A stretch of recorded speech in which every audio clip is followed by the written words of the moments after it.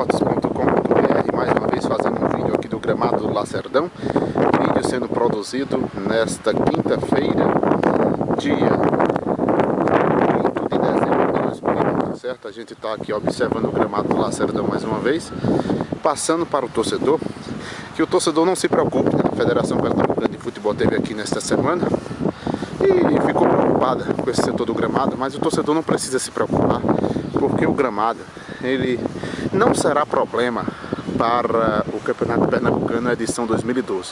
Você pode ver por aí que ele já está praticamente fechado, certo? Ele está praticamente fechado, certo? Não havendo problema algum, são alguns pontos que acontecem aqui no gramado do Lacerdão.